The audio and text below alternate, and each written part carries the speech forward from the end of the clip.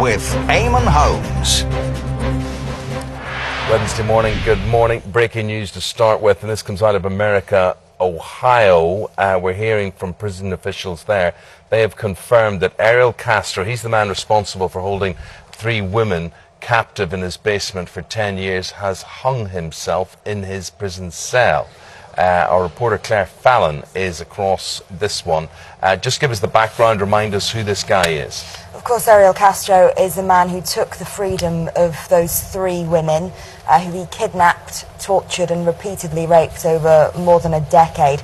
But it would appear that he couldn't cope with the idea of losing freedom himself.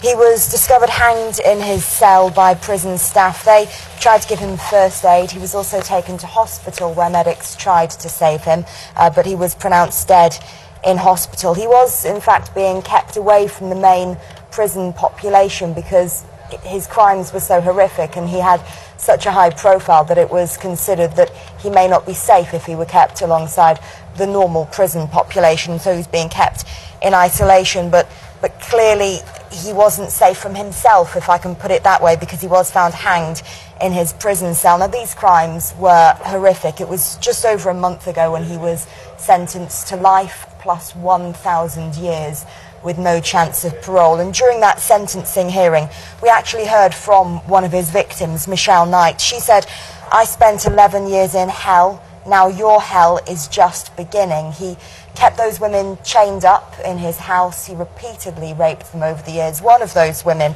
Amanda Berry, actually had a daughter by her kidnapper during the time that she was held. Okay.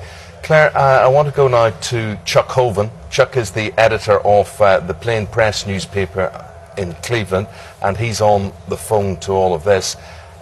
Chuck, there'll be few people weeping about this, but how could it actually happen?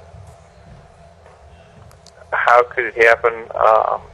I don't know. You'd have to check with the prison officials on that, what kind of access he had to something to end his life with. I mean, that's obviously a breakdown somewhere in the prison system. A certain irony to all of this. I mean, talking to our reporter Claire Fallon there, and, you know, just reliving the incarceration that took place with these women. And yet here is a man who actually, when faced with the same fate himself, obviously couldn't accept it. Yeah, obviously Gina DeJesus and Amanda Berry and Michelle Knight had more perseverance under duress than their captor. How would you describe him? He was a school bus driver, and I mean that's one question we have here in Cleveland: how he was able to be driving children around when he had a past history of spousal abuse. And I guess the laws here have changed now, but I think at the time we found that the time when he was hired, I guess that kind of background check didn't exist. But he was, and I guess he was estranged from his family, his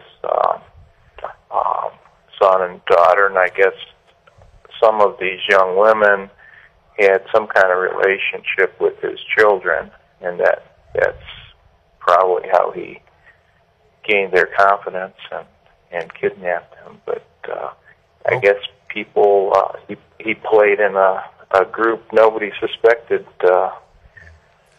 Okay. What's going on. Chuck Hoven, appreciate your take on things. Chuck Hoven's the editor of Plain Press newspaper in Cleveland, and you're hearing there the breaking news where prison officials have confirmed that the man you're seeing on your screen there, Ariel Castro, in the middle of the picture, the man responsible for holding 3 women captive in his basement at his home for 10 years, has hung himself in a prison cell. That's our lead story this morning. To find out what else is happening,